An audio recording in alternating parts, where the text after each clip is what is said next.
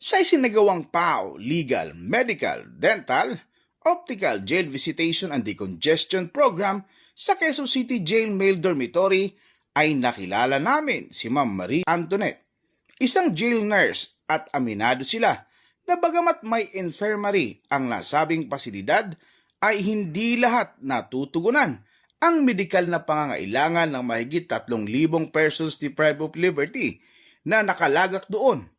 Ibinahagi din ni Nurse Tony ang naging reaksyon ng ilang PDL sa pagdalaw ng PAO sa kanila. Yung jail po natin is, sa dami syempre, hindi naman namin kayang lahat talaga. Kahit na marami kaming nurses, may doctor kami dito, pero yung mga programs na nakikita sila ng ibang specialista, sobrang ang laki ng tulong nun, ma'am, sa mental health din naman nila. Sa kalusugan nila kasi nakakarinig sila ng panibagong knowledge galing sa mga doctor natin. Yung mga PDL po natin, yung madalas na mga sakit na kino-concern po nila sa amin is masakit ang ipe, number 1. Pangalawa, yung mga rashes po nila, meron din po yan, ma'am.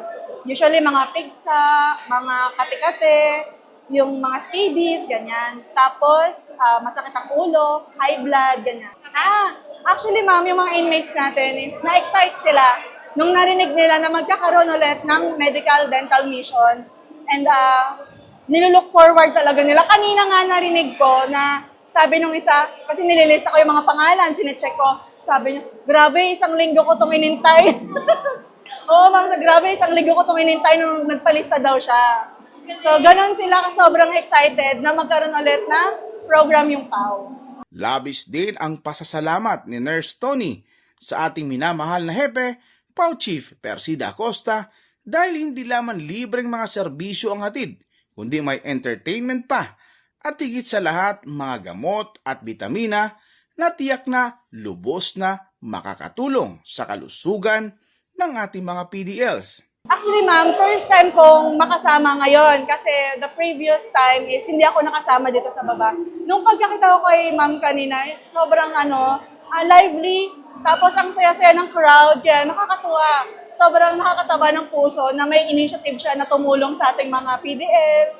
Yun, ma'am, maraming salamat din, ma'am, tungkol dun sa mga gamot kasi nga kanina, kasama ako ni sir na nagbibigay. So, chinecheck ko, nakikita ko yung mga gamot, sabi ko, naku, matutuwa yung mga PDL kasi may mga vitamins, may mga antibiotics, so may mga pain reliever din. So, kasi may mga time din naman, ma'am, na nakukulangan din kami. Pero nakakatuwa, ma'am, na at least meron tayong mabibigay sa kanila. Sa pagkakataon ding iyon ay nagpaalala si Doc Sara, ang OIC Division Chief ng PAO Forensic Laboratory Division ng PAO, kaugnay sa isa sa mga sakit na maaaring makuha ngayong panahon ng tag-ulan sa Pilipinas. So ngayon, alam natin, tag-ulan na naman, nagbago na naman yung panahon, dumadating na naman yung mga low pressure area, yung mga bagyo.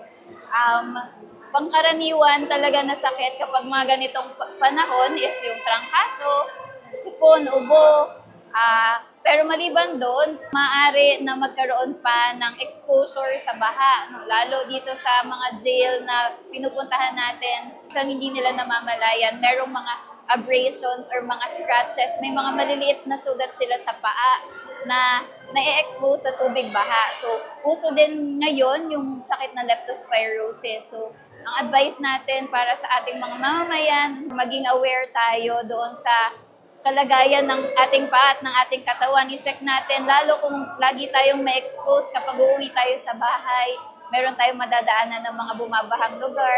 I-check natin lagi yung paa natin kung meron bang mga sugat. Or kahit wala man, kahit walang sugat, pwede na din tayo mag-take ng prophylaxis o yung mga gamot na pwedeng magamit para maiwasan yung sakit na leptospirosis. Para sa #Pala News, ako si Gerald Ranyes, Persida Acosta, tagapagtanggol ng masa, katarungan, laban sa kahirapan.